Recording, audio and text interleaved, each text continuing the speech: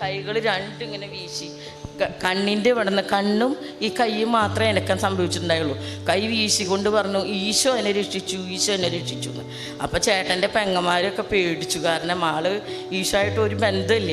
പക്ഷേ ഡോക്ടർമാരോട് ഞാൻ ചോദിച്ചപ്പോൾ ഡോക്ടർമാർ പറഞ്ഞു ആള് ഫെയിലായി പോകും മുന്നേ ചിന്തിച്ചത് ഈശോയെ കുറിച്ചാണ്. അത് തന്നെയാണ് ഓർമ്മ വന്നപ്പോൾ വന്നതെന്ന് പറഞ്ഞു. അങ്ങനെ ആള് ഇവിടെ നിന്ന് ആൾക്ക് ഇണക്കം വന്നിട്ടില്ല. അങ്ങനെ 6ാമത്തെ ഡയാലിസിസ് കഴിഞ്ഞപ്പോൾ ആൾക്ക് ഇണക്കമൊക്കെ വന്നു. അപ്പം ഞാൻ മാതാവിനോട് പ്രാർത്ഥിച്ചത് എന്താണെന്ന് വെച്ച് കഴിഞ്ഞാൽ, എൻ്റെ ചേട്ടനെ എനിക്ക് നടക്കണ ആളായിട്ട്, വർത്താനം പറയണ ആളായിട്ട്, മക്കളുടെ അച്ഛനായിട്ട്, റോഡ് സൈഡിലാണ് എൻ്റെ വീട്, ഈ 2 മക്കളായിട്ട് ഞാൻ എന്ത് ചെയ്യും എന്ന് പറഞ്ഞു. അങ്ങനെ മാതാവിൻ്റെ തിരുമാരനായിരുന്നു എങ്കിൽ മാതാവ് രക്ഷിക്കില്ലേ മോനെ, അതുപോലെ എൻ്റെ ചേട്ടനെ രക്ഷിക്കണം, എൻ്റെ കുട്ടികൾക്ക് അച്ഛനായിട്ട് വേണമെന്ന് ഞാൻ മാതാവിനോട് പറഞ്ഞു. അങ്ങനെ എൻ്റെ പേര് സ്മിത ഗില്ലേശ്വരൻ. ഞാൻ കൊമ്പത്തടയിൽ നിന്ന് വരുന്നു. എനിക്ക് ഒരുപാട് അനുഗ്രഹങ്ങൾ കിട്ടിയിട്ടുണ്ടെങ്കിലും എൻ്റെ ഭർത്താവിന് കിട്ടിയൊരു സൗഖ്യമാണ് ഞാൻ ആദ്യമായിട്ട് പറയണത്. ഞാൻ 2011-20-23 ഞാനിവിടെ നിന്ന് ഉടമ്പടി എടുത്തത്. അതിനുശേഷം ചേട്ടനെ ഒരു 10 കൊല്ലമായിട്ട് ഒരു മെഡിസിൻ എടുക്കുന്നുണ്ടായിരുന്നു. സ്റ്റാഫ് നേഴ്സ് ആരെങ്കിലും ഉണ്ടെങ്കിൽ അവർക്ക് ആ മെഡിസിൻ്റെ പേര് കേൾക്കുമ്പോൾ തന്നെ അറിയാം എന്തിനാണ് എടുക്കണേന്ന്. ലിഥിയം, പാർക്കിൻ, അമിക്ടസ്, ഈ 3 മെഡിസിനും ചേട്ടൻ കണ്ടിന്യൂസ് എടുത്തിരുന്നു. ആൾക്ക് ഓർമ്മ പെശകായിരുന്നു, അങ്ങനെ എടുത്തിരുന്നു. പക്ഷേ 10 കൊല്ലത്തിൽ 2 പ്രാവശ്യം, ഞാൻ നേഴ്സാണ്, അപ്പോൾ ഞാൻ 2 പ്രാവശ്യം ബ്ലഡൊക്കെ ടെസ്റ്റ് ചെയ്തിരുന്നു. പിന്നെ അത് കോസ്റ്റ്ലിയാണ്. പിന്നെ ചേട്ടൻ വർക്കിനൊന്നും പോകാത്തതുകൊണ്ട് എൻ്റെ ഒരു ഇതുകൊണ്ട് എനിക്ക് ഡ്യൂട്ടിക്ക് അങ്ങനെയൊന്നും പറ്റാത്തതുകൊണ്ട് ഒരു ചെറിയൊരു കമ്പനിയിലാണ് ഞാൻ പോയിരുന്നത്. 263 രൂപയാണ് അവിടെ ഉണ്ടായിരുന്നത്. 2 പെൺകുട്ടികളാണ്. ഒരാൾ MSc പഠിക്കുന്നത്, മറ്റേ ആൾ +2 പഠിക്കുന്നത്. അവരെ ഒരുപാട് കഷ്ടപ്പെട്ടാണ് ഞാൻ സഫർ ചെയ്തതെന്ന് പറഞ്ഞാൽ അതുപോലെയാണ് ഞാൻ അവരെ നോക്കിയിരുന്നത്. ചേട്ടൻ്റെ മരുന്നൊക്കെ ശരിക്കും ആഴ്ചയിൽ എനിക്ക് വളരെ കഷ്ടപ്പെട്ടാണ് എത്തിക്കാൻ പറ്റിയിരുന്നത്. അങ്ങനെ ഒരു അവസ്ഥയിലായിരിക്കുമ്പോൾ എനിക്ക് ആ ബ്ലഡ് നോക്കണം എന്നുള്ളൊരു ഇത് 2-3 മാസം കൂടി ഞാനത് ശ്രദ്ധിച്ചിരുന്നില്ല. അങ്ങനെ ഫെബ്രുവരി 27-ാം തീയതി ആയപ്പോൾ ചേട്ടൻ എന്ത് കഴിച്ചാലും വൊമിറ്റ് ചെയ്യുക, അത് ഒന്നും തന്നെ പിടിച്ച് നിൽക്കാൻ പറ്റാത്ത അവസ്ഥ. അങ്ങനെ ഞാൻ ഓട്ടോറിക്ഷ വിളിക്കാനോ ഇങ്ങനെ വണ്ടി വിളിക്കാനോ ഒന്നും എൻ്റെ കയ്യിൽ പൈസ ഇല്ല. എന്നാലും ഞാൻ ആളെ ബസ്സിൽ കൊണ്ടുപോയി ഇരിങ്ങാലക്കുട കൊണ്ടുപോയി അവിടെ ട്രിപ്പ് ഇട്ട് കൊണ്ടുവന്നു. അപ്പോൾ ആൾ പറയണില്ല, യൂറിൻ പോകണില്ല എന്നുള്ളത് ആളെ എന്നോട് പറയണില്ല, ഞാൻ വിഷമിക്കേണ്ട വിചാരിച്ചിട്ട്. അങ്ങനെ സഹോദരൻ വന്നപ്പോൾ ആളോട് പാപ്പൻ്റെ മകൻ വന്നപ്പോൾ അവനോട് പറഞ്ഞു, 2-3 ദിവസമായി ഞാൻ മൂത്രം ഒഴിച്ചിട്ടെന്ന് അവനോട് പറഞ്ഞു. പിന്നെ പിറ്റേ ദിവസം ഞാൻ യാത്രയായി പോവാനായിട്ട്, ജോലിക്ക് പോകാനാണ്. പക്ഷേ ആൾക്ക് കഞ്ഞി കൊടുക്കുമ്പോൾ ടീസ്പൂൺ ഇങ്ങനെ തന്നെ കയ്യിൽ നിന്ന് വീണ് പോവുക. ആൾക്കിങ്ങനെ തന്നെത്താനൊന്നും ചെയ്യാനുള്ളൊരിതില്ല. അങ്ങനെ ഞാൻ പറഞ്ഞു, ഇങ്ങനെ ഇരുന്നാലോ ചേട്ടാ, പിള്ളേർ ക്ലാസ്സിൽ പോയി, ഇനി എൻ്റെ കയ്യിലൊരു പൈസ ഇല്ല കൊണ്ടുപോകാനായിട്ട് ചേട്ടനെ. അങ്ങനെ ഞാൻ ചേട്ടനെ എറയത്തേക്ക് ഇങ്ങനെ നടത്തിച്ചപ്പോൾ ആളിങ്ങനെ തല ചെമരിലിടിച്ചിങ്ങനെ വീണ് പോവുക. അങ്ങനെ കൊണ്ട് കിടത്തി. എൻ്റെ കയ്യിലൊരു പൈസയില്ല, ഞാൻ എന്ത് ചെയ്യും? എൻ്റെ കൂടെ തന്നെ എൻ്റെ ഒരു ഫ്രണ്ട്, ഒരു സ്റ്റാഫ് നേഴ്സ് ഉണ്ട്, അവളടുത്ത് ഞാൻ ഓടിച്ചെന്ന് പറഞ്ഞു, നമ്മൾ പഠിച്ചതനുസരിച്ച് ചേട്ടന് എന്തൊക്കെയോ സംഭവിക്കുന്നുണ്ട്, പക്ഷേ എനിക്കൊന്നും ചേട്ടനെ കൊണ്ടുപോകാനായിട്ടുള്ളൊരു കഴിവ് എൻ്റെ കയ്യിലില്ല. അപ്പോൾ തന്നെ അവളുടെ ഹസ്ബൻഡ് ഒരു കടയാണ്, അവിടെ നിന്ന് എനിക്ക് കുറച്ച് പൈസ കൊണ്ട് തന്നു, അവൾ തന്നേച്ചതെന്ന് പറഞ്ഞിട്ട്. പിന്നെ അത് കഴിഞ്ഞ് 2-3 സ്ഥലത്തു നിന്ന് പൈസയൊക്കെ സംഘടിപ്പിച്ച് ആളെ കൊണ്ടുപോകാനായിട്ട് വണ്ടി വിളിക്കാനുള്ളത് ആയിട്ടില്ല. അപ്പോൾ പാപ്പൻ്റെ മോൻ വന്നിട്ട് പറഞ്ഞു, അവൻ വരട്ടെ, ചേട്ടൻ്റെ മോൻ വരട്ടെ, അവൻ വന്നിട്ട് പോകാൻ. അങ്ങനെ രാത്രി 10 മണിക്ക് പോയി. ഞങ്ങൾ ഇരിങ്ങാലക്കുട പോയി. അവിടെ നിന്ന് അവർ 1 മണിയായപ്പോൾ പോകുന്നു. പക്ഷേ 5 മണിയായപ്പോൾ ഡോക്ടർ പറഞ്ഞു ക്രിട്ടിക്കലാണ്, ഇപ്പോൾ തന്നെ മെഡിക്കൽ കോളേജിൽ കൊണ്ടുപോയി. ഞാനും എൻ്റെ ചെറിയ മോളും മാത്രമേ ഉണ്ടായിരുന്നുള്ളൂ. ആ സമയത്ത് ആംബുലൻസിന് 1300 രൂപ കൊടുക്കാൻ പറഞ്ഞപ്പോൾ അത് കൊടുത്താൽ പിന്നെ എൻ്റെ കയ്യിൽ ആകെ 600 രൂപ അങ്ങനെ ഉള്ളൂ. അപ്പോൾ ഞാൻ എന്ത് ചെയ്യും? അതുവരെ ഞാനൊരു നഴ്സാണെന്നൊന്നും ആരോടും പറഞ്ഞിട്ടുണ്ടായിരുന്നില്ല. അതിനിടയ്ക്ക് ഡോക്ടർ വന്നപ്പോൾ ഞാൻ പറഞ്ഞു, യൂറിൻ പാസ് ചെയ്തിട്ടില്ല, കത്തീറ്റർ ഇടണം മേഡം എന്ന് പറഞ്ഞിട്ട് ആ മേഡം കത്തീറ്റർ ഇട്ട് തന്നു. അപ്പോൾ യൂറിൻ പോയപ്പോൾ ആൾ കാണണമെന്ന് തുറന്നു. പക്ഷേ ഡോക്ടർ പേര് വെച്ചപ്പോൾ അച്ഛൻ്റെ പേരാണ് പറയണത്, അത് മെമ്മറിയിൽ ഇല്ല, അച്ഛേട്ടൻ്റെ പേര് വരുന്നില്ല. അങ്ങനെ പറഞ്ഞ് അപ്പം ഞാൻ സിസ്റ്ററോട് പറഞ്ഞു, ഞാൻ സ്റ്റാഫാണെന്ന് പറഞ്ഞപ്പോൾ സിസ്റ്റർ എന്നെ കെട്ടിപ്പിടിച്ച് കൊണ്ടുപോയി ഡോക്ടറോട് പറഞ്ഞു. അപ്പോൾ ഡോക്ടർ പറഞ്ഞു, ഈ കണ്ടീഷൻ വളരെ ദയനീയമായിട്ട് എനിക്ക് എഴുതാൻ പറ്റുള്ളൂ. അപ്പോൾ ഞാൻ പറഞ്ഞു, ഇതിൽ കൂടുതൽ എന്ത് കണ്ടീഷൻ എഴുതാനാണ് സാറേ എഴുതിക്കോളാൻ പറഞ്ഞു. അങ്ങനെ തന്നെ 108 വിട്ട് തന്ന് അവിടെ കൊണ്ടുപോയി. മെഡിക്കൽ കോളേജിൽ കൊണ്ടുപോയിട്ട് ആൾക്ക് ഒരു റിക്കവറി ഇല്ല. 6 ദിവസം ഒരു അനക്കം പോലും ഇല്ലായിരുന്നു.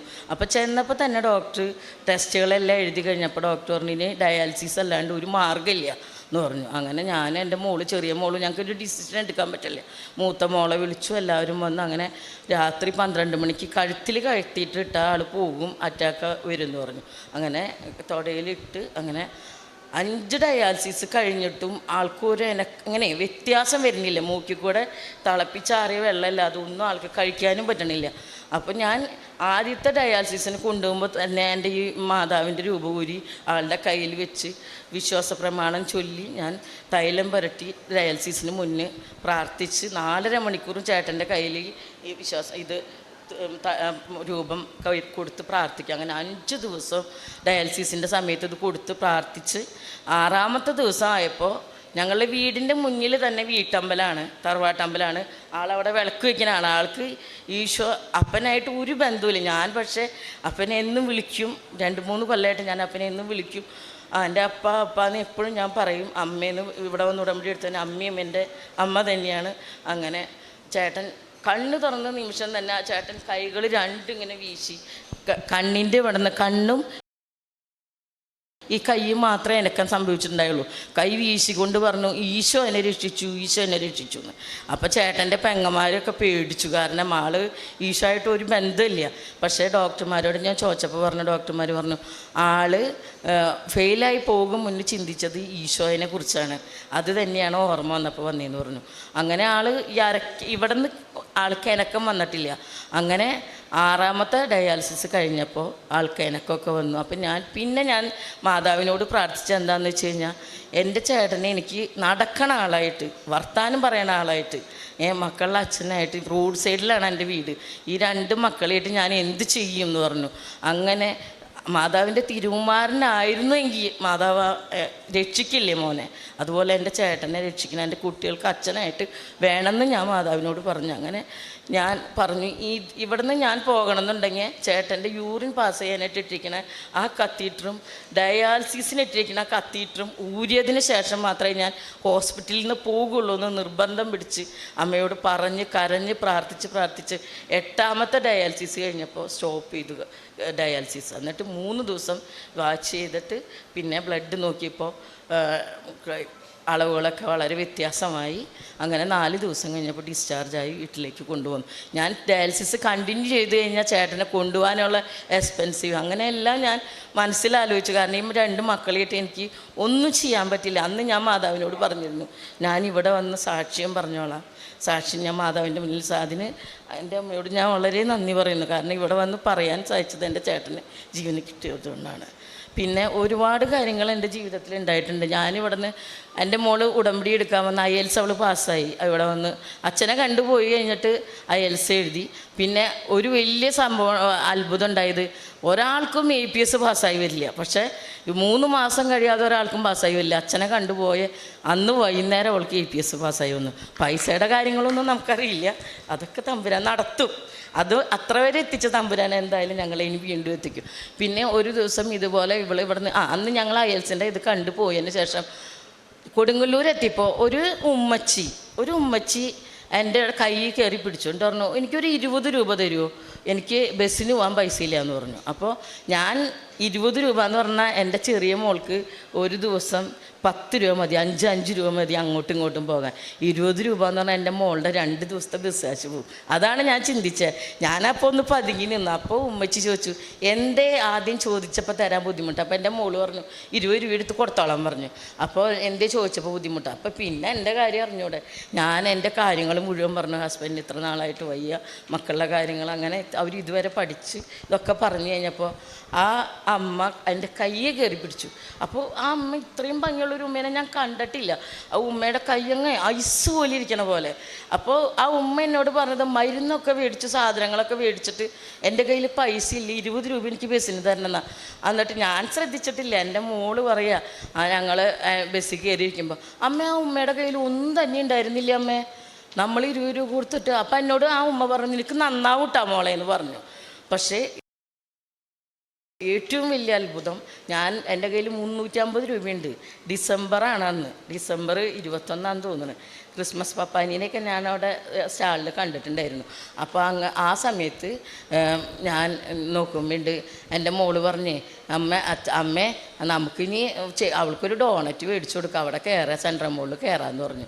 അങ്ങനെ അവിടെ നിന്ന് അത് മേടിച്ച് വരുമ്പോൾ അവൾ പറയാ, അമ്മ ആ ഉമ്മയുടെ കയ്യിൽ ഒന്നും തന്നെ ഉണ്ടായിരുന്നില്ല എന്ന് പറഞ്ഞു. അങ്ങനെ പറഞ്ഞു കഴിഞ്ഞിട്ട് നോക്കിയപ്പോൾ വീട്ടിൽ ചെന്നപ്പോഴാണ് ഏറ്റവും വലിയ അത്ഭുതം. ഒരു പൈസ ഇല്ലാതെ ഇരിക്കണം ഞങ്ങളുടെ കയ്യിലേക്ക് 2000 രൂപയുടെ 20 രൂപ എൻ്റെ കയ്യിൽ നിന്ന് ആ ഉമ്മ മേടിച്ചെന്നുണ്ടെങ്കിൽ ഒരു ഉമ്മ തന്നെ എൻ്റെ വീട്ടിൽ വന്ന് 2000 രൂപയുടെ സാധനം ഞങ്ങളുടെ വീടിൻ്റെ അടുത്ത് വാടകയ്ക്ക് താമസിച്ചിരുന്ന ആ ഉമ്മ കൊണ്ടുവന്ന് വെച്ചിട്ട് പോയിരുന്നു. ആ മാസത്തേക്ക് എനിക്ക് ചിലവിനുള്ള എല്ലാ സാധനം അരി തുടങ്ങി എല്ലാം അത് എനിക്ക് തന്നു. അങ്ങനെ എൻ്റെ ഓരോ കാര്യങ്ങളും ഞാൻ പറയണതിനൊക്കെ മാതാവ് എനിക്ക് അതിനുള്ള മറുപടി തന്ന് എന്നെ സഹായിച്ചിട്ടുണ്ട്. ഇനിയും എൻ്റെ തിരുകുമാരനും അമ്മയും എൻ്റെ കൂടെ ഉണ്ടാവും, എൻ്റെ ഒപ്പം ഉണ്ടാവും എന്നുള്ളൊരു വിശ്വാസമുണ്ട്.